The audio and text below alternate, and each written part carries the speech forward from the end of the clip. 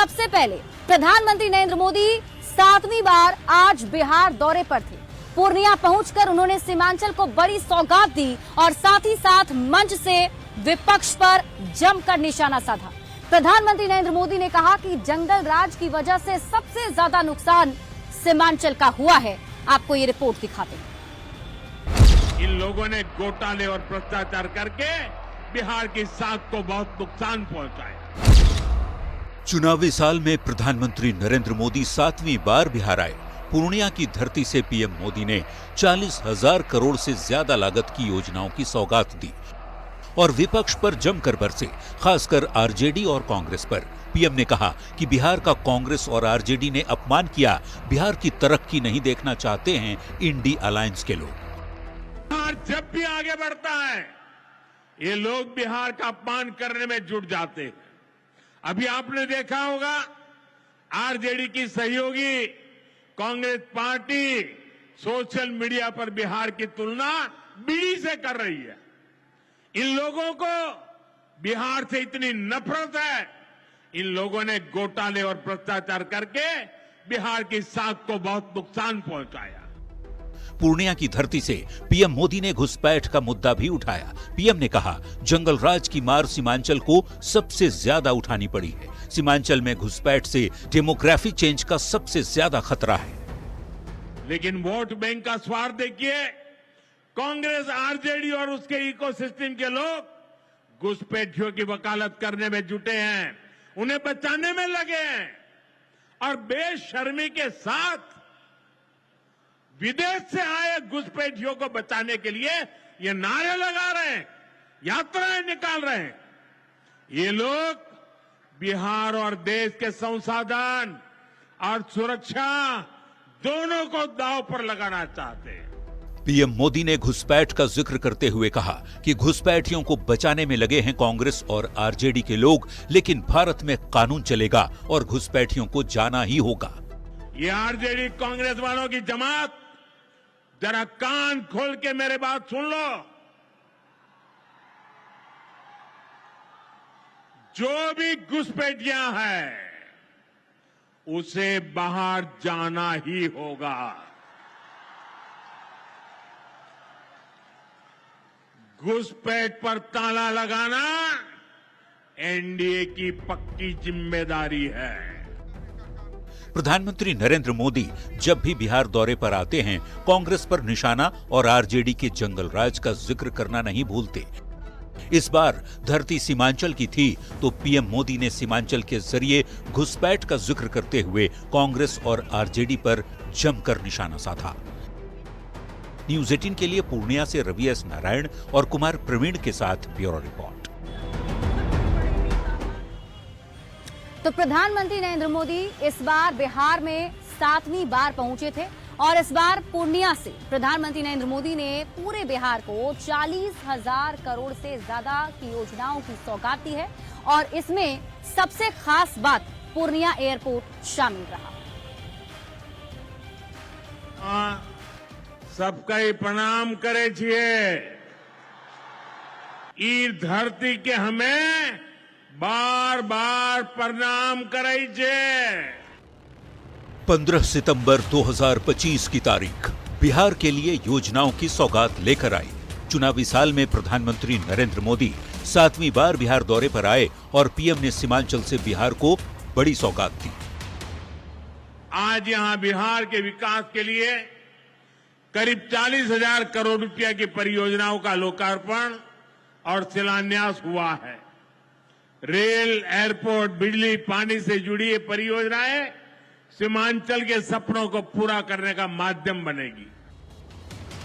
PM Modi ने Purnia airport का उद्घाटन किया और बिहार को 40,541 करोड़ रुपए की बड़ी सौगात दी, जिसमें पूर्णिया एयरपोर्ट का उद्घाटन भी शामिल है।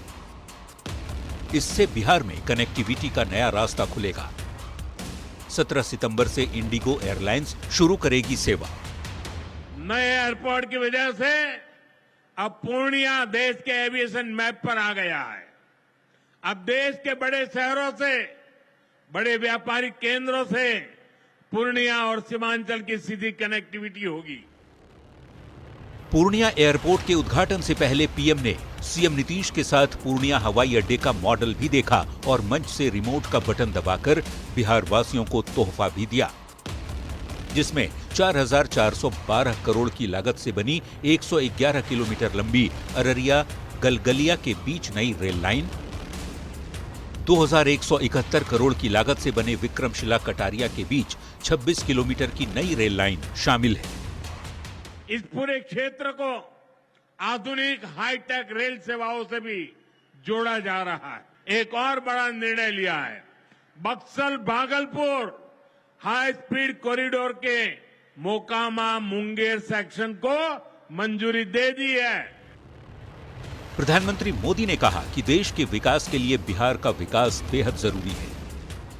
देश के विकास के लिए बिहार का विकास जरूरी है और बिहार के विकास के लिए पूर्णिया और सीमांचल का विकास जरूरी है। आरजेडी और कांग्रेस की सरकारों के कुशासन का बहुत बड़ा नुकसान इसी क्षेत्र को उठाना पड़ा है। पीएम ने कहा, मखाना बोर्ड का गठन किया गया है, इससे मखाना किसानों को बहुत फायदा होगा। और मैं दावे से कहता हूं, ये जो आजकल यहां आकर के चक्कर काटते हैं ना, उन्होंने मेरे आने से पहले मखाना का नाम भी नहीं सुना होगा। ये हमारी सरकार है जिसने मखाना को प्राथमिकता दी है। साथियों, मैंने बिहार के आप लोगों से राष्ट्रीय मखाना बोर्ड के गठन का वायदा किया था। केंद्र सरकार ने कल ही राष्ट्रीय मखाना बोर्ड की स्थापना के लिए नोटिफिकेशन जारी कर दिया है।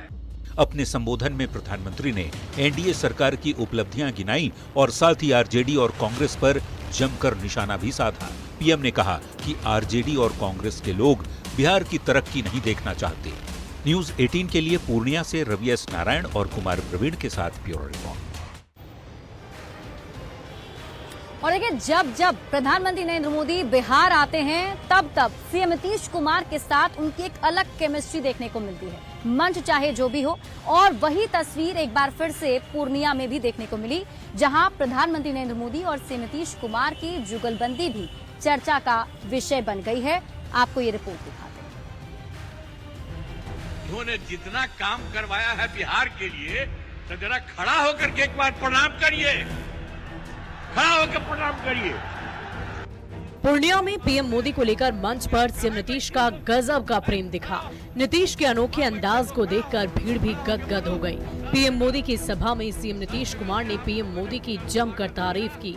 नीतीश कुमार ने कहा कि बिहार के लिए पीएम मोदी ने जितना काम किया है, इसके लिए इनको खड़े होकर प्रणाम कीजिए। जब नीतीश ने ऐसा कहा तो पीएम मोदी ने भी मंच पर खड़े होकर हाथ जोड़कर जनता का अभिनंदन किया। उन्होंने जितना काम करवाया है बिहार के लिए, तो जरा खड़ा होकर के एक बार प्रणाम करिए, खड़ा होकर प्रणाम करिए। तो ये बहुत बड़ी बात है, इसलिए आप काहे बैठी हुई हो तुम लोग। पूर्णिया में पीएम मोदी ने बिहार को 40,000 करोड़ से ज्यादा की योजनाओं की सौगात दी। सीएम नीतीश कुमार ने एक बार फिर आरजेडी और कांग्रेस की सरकार पर निशाना साधा। सीएम ने कहा, पहले की सरकारों ने कुछ नहीं किया। पहले जो सरकार आई थी, जिसमें हम लोगों के पहले हम लोग तो आए थे 24 नवंबर 2005 को एनडीए का, जिसमें बीजेपी और जेडीयू की सरकार बनी, और उसके पहले कुछ नहीं था। सीएम नीतीश कुमार ने पूर्णिया में एक बार फिर दोहराया कि अब वो किसी के साथ नहीं जाएंगे, एनडीए में ही रहेंगे। अब बेकार हो गया, अब सवाल ही नहीं पैदा होता है। अब किसी के साथ कोई तरह का होगा नहीं। आप जानते क्या है, अरे शुरू से सरकार बनी ना, तो सरकार बनी यही ना भाई, बीजेपी और जेडीयू का, एनडीए का, और उससे तो सब काम हुआ। अरे बीच में थोड़ा बहुत इधर उधर हो गया, वो छोड़ दीजिए। पूर्णिया से सीमांचल को पीएम मोदी ने बड़ी सौगात दी है। एयरपोर्ट के उद्घाटन के साथ ही उन्होंने बिहार को 40,541 करोड़ रुपए की विकास योजनाओं का तोहफा दिया। इस दौरान मंच पर पीएम मोदी और सीएम नीतीश की गजब की जुगलबंदी नजर आई।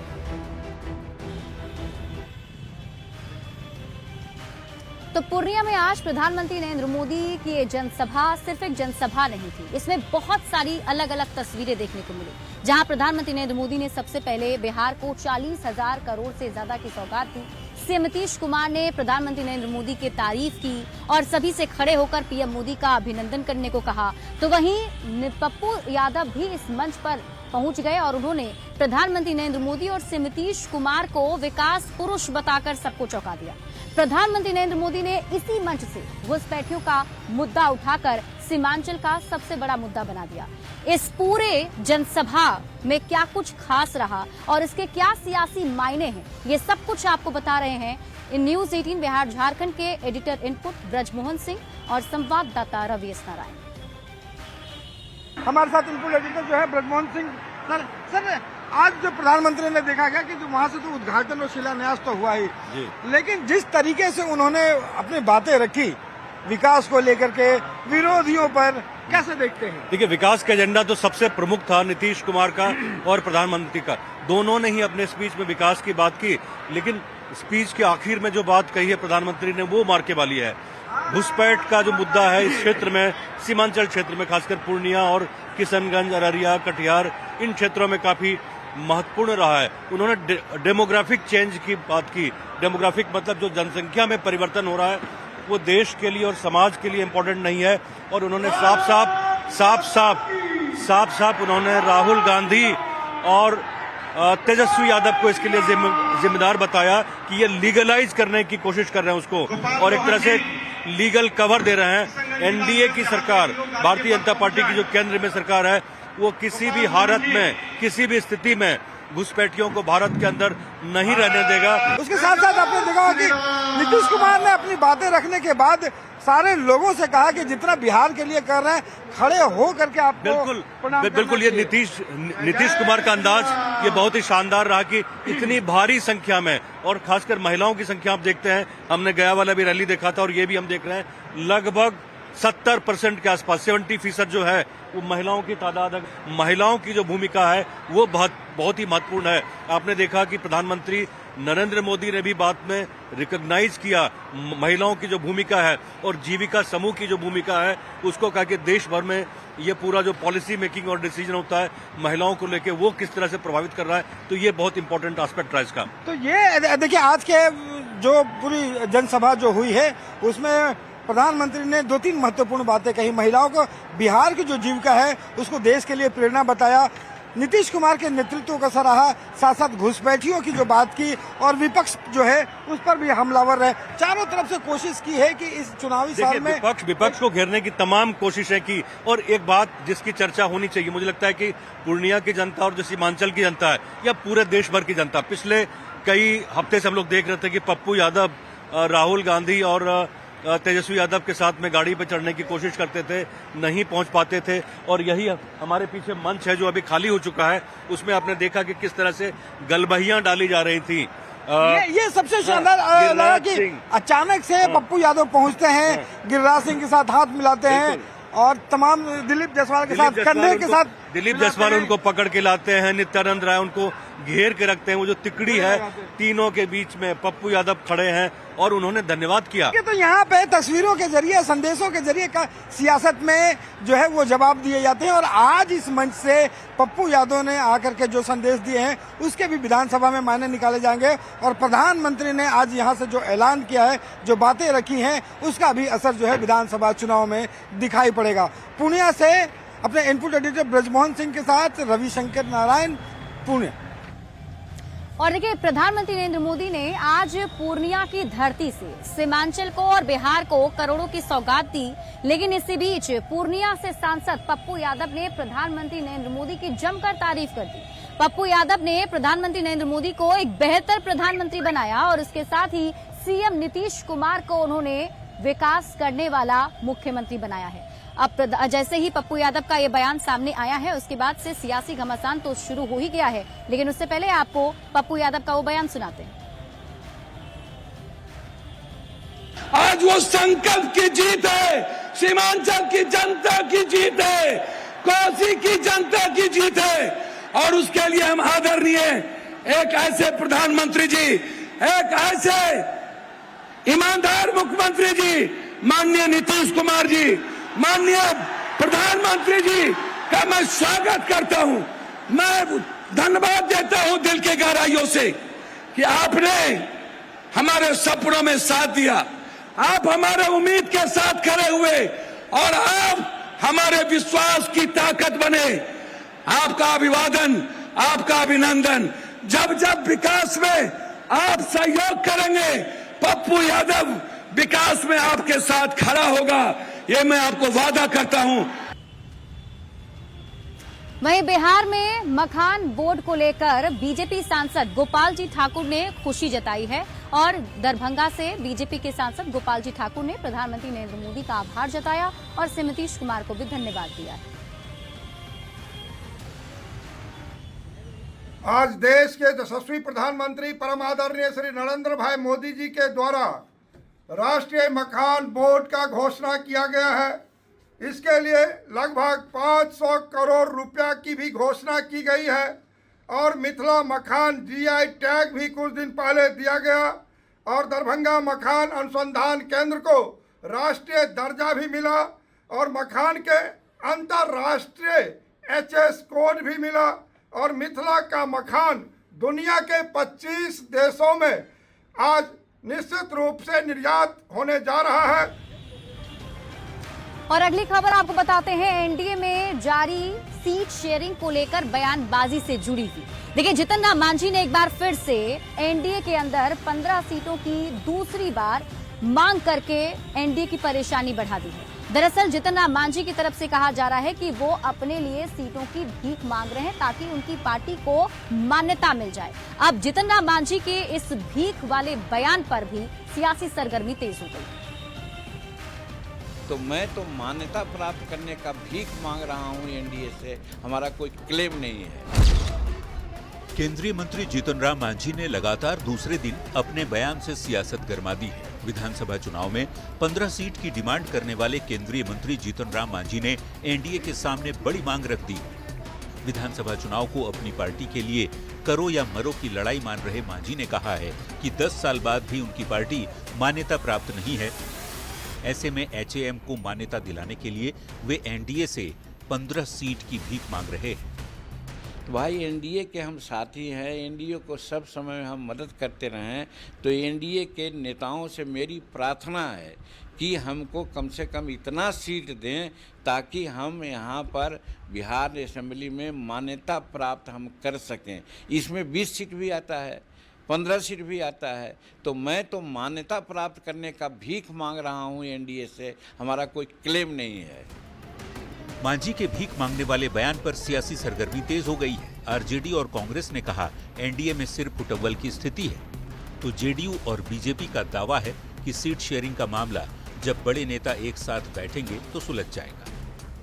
जीतन राम मांझी जी लगातार एनडीए के अंदर दबाव बनाने के लिए हर दिन नई नई घोषणाएं करते हैं, लेकिन जैसे ही भारतीय जनता पार्टी और जनता दल यू के द्वारा इन्हें इस बात का इंगित किया जाता है कि आप केंद्र में मंत्री हैं, आपका बेटा बिहार में मंत्री है, मंत्री पद पर रहना है कि नहीं, तो ये अपनी बातों से 24 घंटे के अंदर ही पलट जाते हैं। चिराग पासवान 243 की बात करते हैं, मांझी जी 100 सीटों की बात करते हैं। बीजेपी और जेडीयू का अपना तालमेल है जो कुछ समझ नहीं आ रहा बिहार की जनता को। कुल मिला के वहाँ पे सर फुटअव्वल है, एक दूसरे को छुरा लेके खोपने के लिए लोग तैयार है वहाँ बैठे हुए हैं।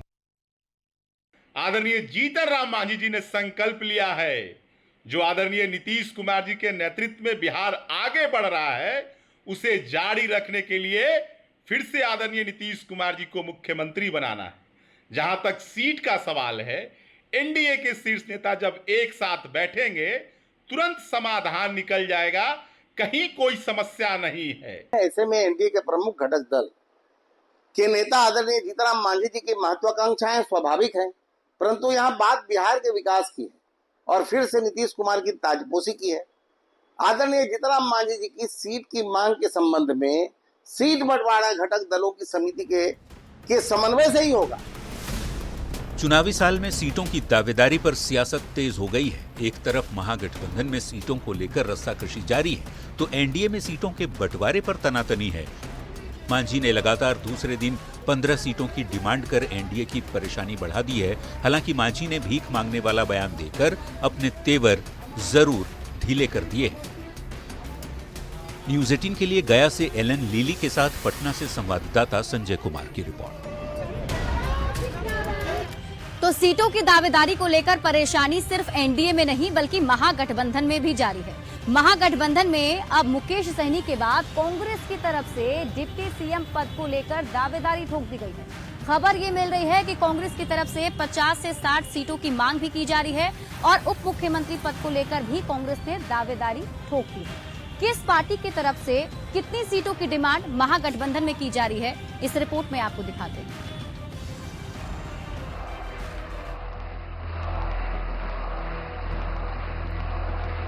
बिहार विधानसभा चुनाव को लेकर महागठबंधन में सीट शेयरिंग पर संग्राम सीटों की डिमांड के बाद बढ़ता ही जा रहा है। एनडीए हो या महागठबंधन, सीट बंटवारा दोनों के लिए सिरदर्द बना हुआ है। एक ओर तो सीट शेयरिंग का पेंच नहीं सुलझ रहा, दूसरी ओर महागठबंधन में दबाव की राजनीति हावी है। सीट बंटवारे पर बातचीत के बीच कांग्रेस के सुर बदले बदले से दिख रहे हैं, क्योंकि कांग्रेस पार्टी ने पसंदीदा सीटों के साथ साथ उप मुख्यमंत्री पद के लिए भी दावा ठोक दिया है। इंडिया गठबंधन का सरकार बिहार में बनाने के लिए किया गया था, न कि बार्गेनिंग के लिए।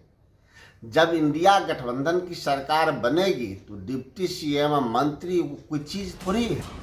कांग्रेस की डिमांड ने तेजस्वी की टेंशन बढ़ा दी है। सीट बंटवारे का मुद्दा सुलझाने की बजाय उलझता ही जा रहा है, क्योंकि कांग्रेस ने 56 से 60 सीट और डिप्टी सीएम का दावा ठोक दिया है।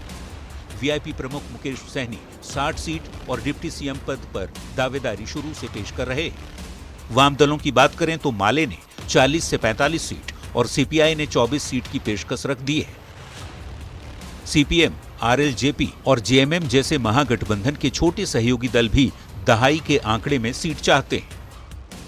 देखिए, सब कुछ तय हो जाएगा इंडिया महागठबंधन की समन्वय समिति के बैठक में शीर्ष नेतृत्व के स्तर से। पिछले चुनाव में आरजेडी 144, कांग्रेस 70, सीपीआई-एमएल 19, सीपीआई 6 और सीपीएम 4 सीटों पर चुनाव लड़ी थी। इस बार महागठबंधन में अब 8 दल हो गए हैं। आरजेडी, कांग्रेस और वाम दल के अलावा इस बार वीआईपी, आरएलजेपी और जेएमएम भी गठबंधन का हिस्सा है। अब तक 5 बैठकों के बावजूद सीट शेयरिंग पर बात नहीं बन पाई है और महागठबंधन की 6ठी बैठक भी टल गई है। ऐसे में सीट शेयरिंग पर सिर फुटव्वल को लेकर सत्ता पक्ष भी तंज कस रहा है। राजद कमजोर है, लालू प्रसाद यादव सजा याफ्ता हैं, उनके पुत्र नाकाबिल हैं। कांग्रेस इस बात को समझ रही है। कांग्रेस शायद अपना राजनीतिक बदला निकालने के लिए सबसे सही समय समझ रही है। महागठबंधन घमंडिया गठबंधन है, सबको अपने अपने पद की लालसा सिर्फ है, बिहार के जनता के सरोकार से कोई मतलब नहीं है। 2020 के विधानसभा चुनाव में 52 के स्ट्राइक रेट के साथ आरजेडी ने 75, 27 के स्ट्राइक रेट से कांग्रेस ने 19, 63 के स्ट्राइक रेट से सीपीआई-एमएल ने 12, 33 के स्ट्राइक रेट से सीपीआई ने 2 और 50 के स्ट्राइक रेट से सीपीएम ने 2 सीटें जीती थी। महागठबंधन में सबसे खराब प्रदर्शन कांग्रेस पार्टी का था। यही वजह है कि कांग्रेस पार्टी इस बार क्वांटिटी पर नहीं क्वालिटी पर तेजस्वी के साथ बात कर रही है और वाम दल पिछले चुनाव के आधार पर प्लेयर ऑफ द मैच का खिताब इस बार चाहते हैं। लिहाजा ये देखना होगा तेजस्वी इस सिरदर्द से कैसे निपटते हैं। पटना संवाददाता संजय कुमार के साथ ब्यूरो रिपोर्ट, न्यूज 18।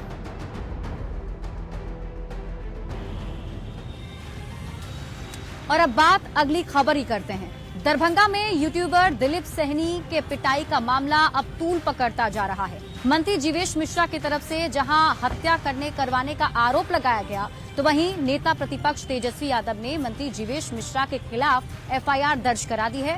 क्या है पूरा मामला, इस रिपोर्ट में आपको दिखाते हैं।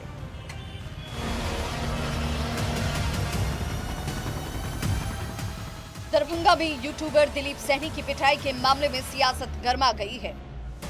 दरभंगा में मंत्री जीवेश मिश्रा और उनके सहयोगियों पर पिटाई और गाली गलौज का आरोप लगने के बाद नेता प्रतिपक्ष तेजस्वी बिना देर किए दरभंगा पहुंची और पीड़ित दिलीप सहनी से मुलाकात की। फिर थाने में जाकर दिलीप सहनी की ओर से एफआईआर दर्ज करवाई। एफआईआर में मंत्री जीवेश मिश्रा और मिथिलेश कुमार यादव को आरोपी बनाया गया। आवेदन में मारपीट, अपहरण और जान से मारने की कोशिश का भी आरोप लगाया गया है। कुछ मतलब गलत व्यवहार नहीं किया, मैंने बाकायदा इज्जत के साथ उनसे सवाल किया कि सर आप ये बताइए कि आप यहाँ से वोट लेते हैं और जीत कर चले जाते हैं, देखिए कि रोड का हाल क्या है। बस इतना ही सुनकर वो एकदम भड़क गए और गला दबा करके जबरन वो अपने गाड़ी का शीशा नीचे किए, गला दबा करके जबरन गाड़ी में घुसाने का भरसक प्रयास किए। ऊपर से लोग खाली आदेश लेते हैं, देने वाले वही लोग हैं जो बेईमान लोग हैं। आप समझिए 2005 से पहले तो ये नहीं होता था जिस हिसाब से पत्रकारों को गाली देकर के पीटा जा रहा है। किडनैपिंग, गाड़ी में घसीट के अंदर बैठाने की कोशिश कराई गई, लात घूसे मारे गए, माँ बहनों की गालियां दी गई। ये कौन दे रहा है? संवैधानिक पद पे बैठा हुआ भाजपा का मंत्री महोदय के जो सुरक्षा कर्मी हैं उन लोगों की तरफ से पिटीशन आया है, इस पर कांड अंकित किया जाएगा। ये तथाकथित पत्रकार भी अपना प्रतिवेदन तेजस्वी जी के साथ आके दिए हैं और उस पर भी कांड अंकित किया जाएगा। इधर यूट्यूबर पिटाई के मामले में मंत्री जीवेश मिश्रा ने बड़ा आरोप लगाया। जीवेश मिश्रा ने कहा कि उनकी हत्या की साजिश थी, वहां पर बड़ा सा पत्थर भी लाया गया था। मंत्री ने कहा तेजस्वी चुनाव में फायदे के लिए माहौल को बिगाड़ना चाह रहे। वोट नहीं था, मतलब किसी बहाने घेर कर मेरी गाड़ी को कूच देना, मुझे गाड़ी के अंदर मेरी हत्या कर देना। इतना बड़ा पत्थर पहले से लेकर रखा गया था जिसको उठाकर मेरे सर पर फेंकने की तैयारी थी और थानेदार ने लगता है स्थिति को भांपा और वो मुझे पहले ही वहां से लेकर के आगे चला गया। जो अपने को पत्रकार कह रहे थे वो बोनट पर कूद कर बैठ गए, कभी नीचे उतर गए, अपने हाथ में जो बाइक का डंडा था उससे उसका